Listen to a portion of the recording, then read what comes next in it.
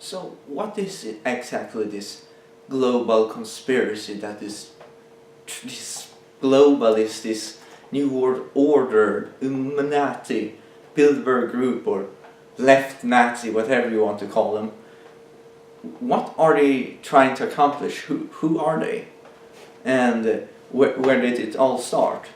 So basically, I guess you could say back even from when Darwin lived, there were scientists that wrote their documents and books about a scientific elite that would control the world. They would be smarter than everyone and they would just keep people pacified. You know, how to make it say, they would be like tranquils. They would not really feel or have any emotions of their own other than what they would be programmed to. I mean, imagine how you can tame a person with medicine, for example. You can make an aggressive person completely tame by just sedating him. And imagine in the future if science goes as it has been, and I mean, there's already stuff that makes people, you know, do things that they don't want to just because you give them drugs of kinds. So basically they will genetically modify us to become what they want to purpose us to be. And we'll be eating, you know, a certain amount of dosage every day. They will keep us in greater cities just to keep it compact and simple for production value. And yeah, our freedom will be limited. We won't be choosing like, yeah, today I want to try to find this type of job or whatever. You'll be assigned. This will be a very, how to say, it will be imperialism. You will be controlled. Your free will won't matter. We are creating dictatorship by supporting this globalist thought. They don't care about race, they don't care about cultures, they don't care about religion. They care only about their advancement and power. And whether this global elite that's today is the same thing these geniuses wrote about, this scientific elite. I mean, they even prophesized about things like computers and robots, that you should keep track on mankind. And I mean, the robots, well, they technically was here. I mean, they mentioned things like AI that were going to help us, you know, mankind with doing simple tasks and keeping on check on things. But in any case, the globalists that's here today, they aren't necessarily these scientific types. For what we believe today is that there are these bankers. They buy the world. They use these politicians as puppets. I mean, look at the media. They all say the same thing, basically. And anyone that says anything different are being fired. And I mean, when things are going on like this, it's no free press. It's obvious. They're being bought off by these rich people, bankers. And I mean, there have been lots of whistleblowers, as some says, or to put it in a simple fashion way, people that are seeing the corrupt people in their workplace. For example, people doing economics. They see things going badly there. People in the CIA, they reveal their own documents. I mean, Edward Snowden, for example, or recent but anonymously have revealed documents, but of course they're gonna blame Russia for that. I mean, they always blame Russia. So anyway, we got some of the basics of the history, but I still recommend you to check out other channels. I mean, I've been thinking about these things for a long time, how they would indoctrinate people, and when they will merge people like this together, they will extinct our religions, our cultures, our races, perhaps even genders. Who knows how far they'd go. That's perhaps a different globalists that are now, but that was the core idea from the very beginning. How far they'll go, that's a different thing, but it's for certain that race, culture and religion will be gone, because they don't value those things very highly, and you can notice that by watching the media. Of course, people, for example, when I say religion, people might disagree because they are very sensitive about religions and stuff. But haven't you noticed what is happening with Christianity overall? I mean, if you mention any other god, well, perhaps Buddha and stuff, people won't really care. But when it comes to, you know, Jews that were harassed, they scream like, oh, you can do this, you can do that. And well, if you do characteristics about Muhammad, you'll get shot by them. But, well, not necessarily the media. But in any case, if you do this about Jesus, you know, crucify him and make jokes that, you know, even satanic, people won't care, you know, like whatever. It's not that bad. It's actually kind of fun. So you see the picture? But in any case, some time went by because these minds lived for a few hundred years ago. The Second World War came. And what was this war about? Yes, it was an ideological war, right? This was basically determination for these people that were following this globalist conspiracy. There was communism, the far left, and you had the Nazis or the fascism. Nazis are an evolved form of that, so it's more to the right. And it looks wrong on the camera because my left is your right, and my right is, you get the point, whatever. So in any case, and then you had a freedom, and they're a sort of strange bunch, the Western civilization, basically. And this war was basically gonna determine the outcome of the future, the direction they were going to take, right? So if the Nazis would have won, they would probably have been on the side of the Nazis.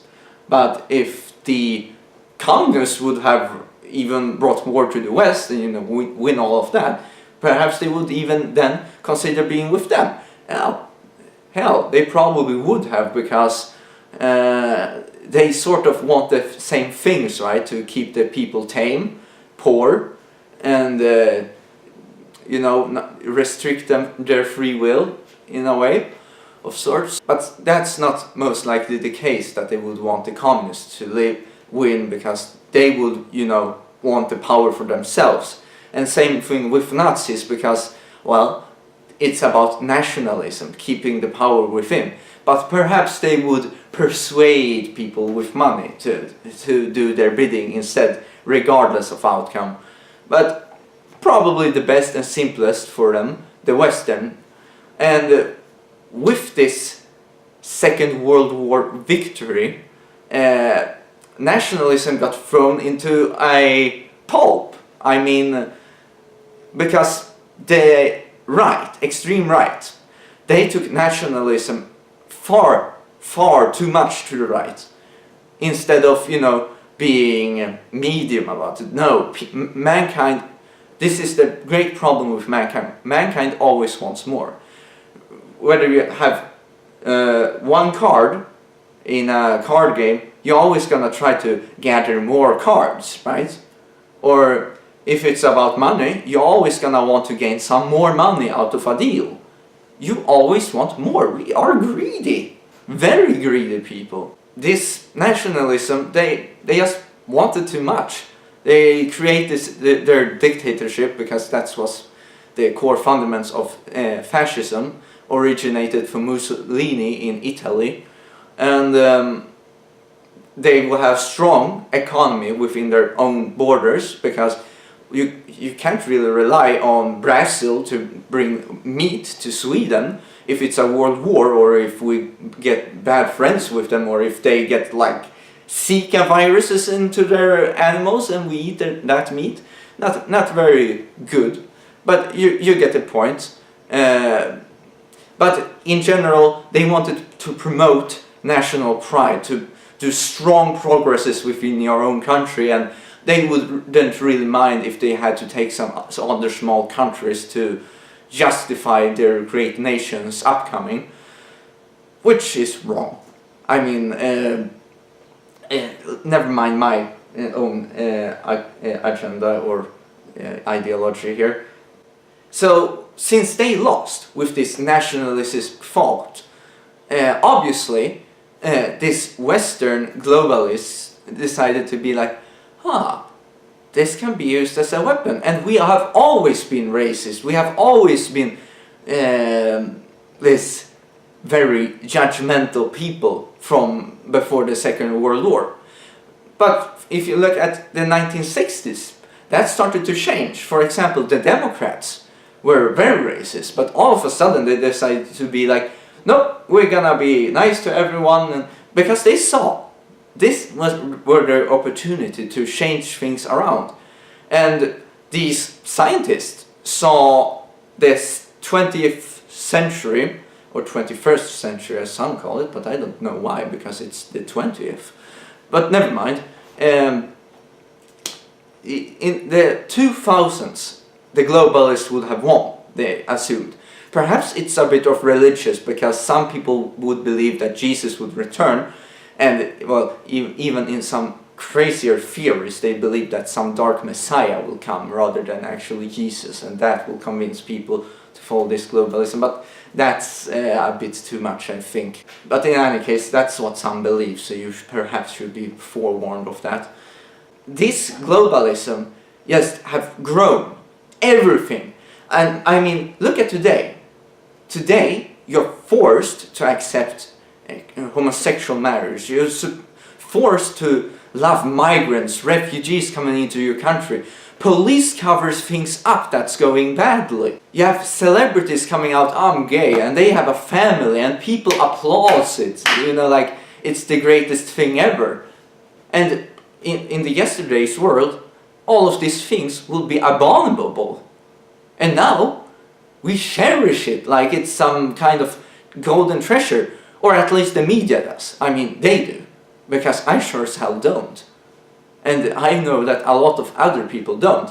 But having any, even the smallest difference of opinion, will get you called a racist, a sexist, or, you know, whatever. Xenophobe, I mean, what the fuck?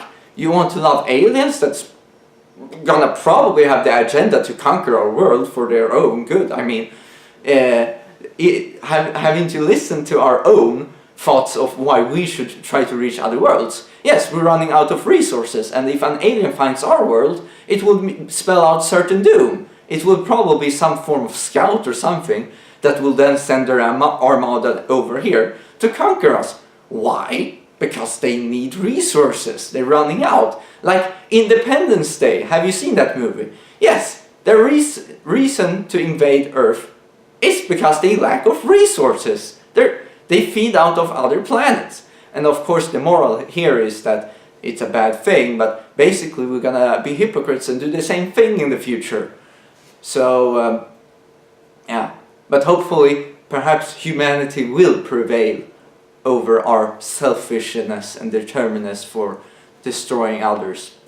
But regardless, for every small new rule we make, for every new thing we are forced to embrace, every new thing we are forced to accept, we will just go down further and further a dark path. I mean, who knows, perhaps one day you have to love pedophilia all of a sudden, because it's a natural thing. I mean, lots of people are attracted to children, and lots of people, it's the same thing as being homosexual. You're just you just love them, man. You should just go. No, it's wrong. Period. There's nothing right about it. It's plain wrong. But who knows? Maybe I'm over-exaggerating, but it certainly seems like it's getting more popular by each day. Just listen to all the child rapes. An Iraqi guy raped a 12-year-old boy, or was it 10-year-old, I don't remember now. But in any case, he got released because he didn't know the boy wanted to have sex with him. Wow, you know, applause to the jury that released him. The guy is a rapist, nothing more. But, you know, obviously, he was a migrant, and he had same-sex attraction, so obviously he was supposed to be let go, because It would otherwise have gone against their agenda. And basically, these globalists are in control of us now. They have the upper hand.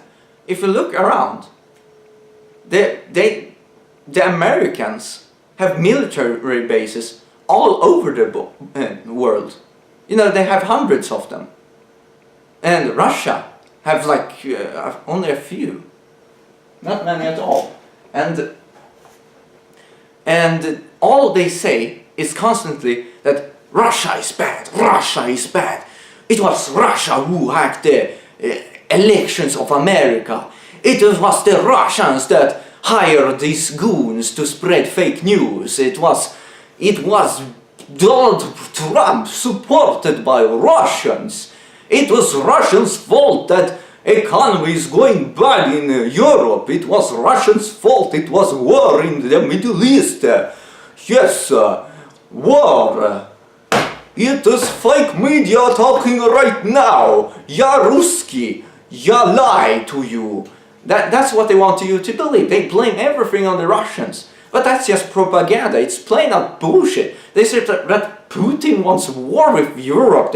He's gonna bring it. But in fact, it is we who have harassed them. We turned our weapons towards them. But of course, we're gonna say that they are turning their weapons towards us. Well, they do it because they have to be prepared for war, right? Because obviously, people like Hillary Clinton are trying to provoke war. That's what the Middle East have been all about all this time. That's why they rig wars. That's why they rig elections. Because they want people to fight each other. We grow weak, and then we fight each other. And then they will gain, because we will be so focused on the infighting that we won't see what's going on behind the curtains. It's like they made a movie where they're trying to paint a picture of black and white. Right? A good side and a bad side. And obviously the Russians are the bad people here.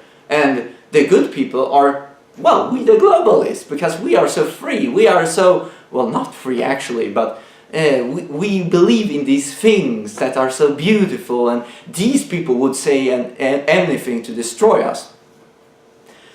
And I mean, Hillary Clinton, she has been at this for a long time. You know, we should, you know, declare war with these people, and Russians are bad, they are main threat, they're gonna create World War III. But she's the only one egging on for war. If you actually listen to the leaders, for example, the Syrian leader is a very intellectual person, but he recognizes that, you know, the Western only portrays a child to claim, or it could be any child. I mean, it's no proof of evidence of the location or whatever, but they're gonna say, look at these children, they died in hospital bombing, it was so sad. Of course it's sad, but it's war. And there's always casualties in war. Only a naive person will believe that, oh no, no one shoots kids in wars. I mean, for fuck's sake, people rape kids and stuff. I mean, look at what happened at Vietnam when America invaded there.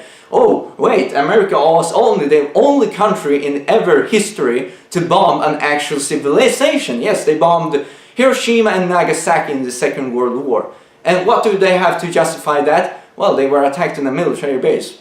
Impressive.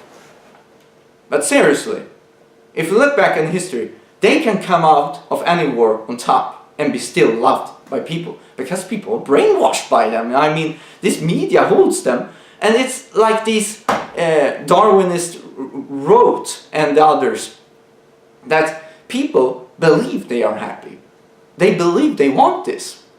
And that's how they keep controlling us. The only thing we have to do is to open our eyes. And one KGB agent explained this very simple method of how to brainwash a country.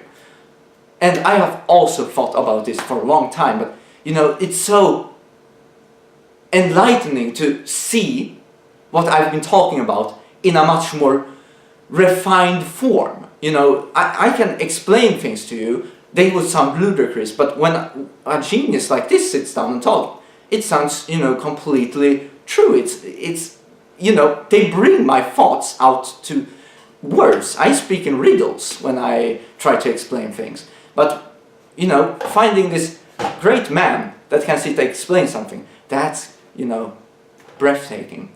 So basically, what he spoke about was that in old India and of course, communist Russia and some Arab country, there was, you know, infighting and blah blah blah of control, and they wanted to remove this. But you can't just remove people's opinions overnight, right? So what they have to do is to slowly make this procedure happen. And the best way, first of all, in this modern time, is to make the children different. You do it by taking generation after generation. You breed a few generations in school with propaganda, so they will believe differently. For example, they're gonna believe different about the school system and how politics works. For example, let's say Russia have been loved for a long time. Now they're gonna learn that Russia is actually evil, that they have done bad things over time. And this is a slow but steady brainwash process. The first step in this simple procedure is to demoralize the people. Make them sad and make them angry at what's going on in the world, you know, in the country, because this was more of a national thing. But take account, this can be done in a global scale, which is already been dealt. And then you will make it into destabilization. From demoralization into destabilization. What this means that people will start to perhaps riot, people will be very angry, and, you know, economic, financial disputes, you know, it will be a problem, you know, perhaps through threat of war or economics breakdowns, and after destabilization there will be a crisis where these things are actually happening. It will be very radical, and then to, you know, simply change all this, it's very simple. Normalization. Because what you have done is make something good bad. You go up, up, up, and then you go down, down, down. And when you hit rock bottom, you can only go up. So then you're gonna go up, up, up by normalize. So if it's a war, they roll in with tanks and say, "We saved you, we are the heroes, praise us." And if it gets economics, of course, they make people a bit richer again. I mean, it's been proven in the past. It has happened many times, and this is happening on a global scale. Can't you see it? They're trying to make us angry. We have problem with refugees, money, and blah blah blah. Of course, we're not supposed to admit to any of those things. And of course, these wars, we're gonna be afraid of terrorists and whatsoever.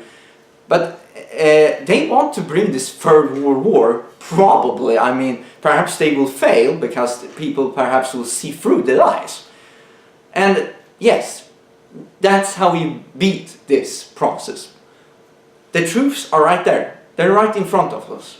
It's no secret these globalists are going on. It's no secret, at least, that the governments are trying to do this. I mean, whether you believe there's some rich families behind this that's gonna become the future global elite, that's a different thing, but it has been announced.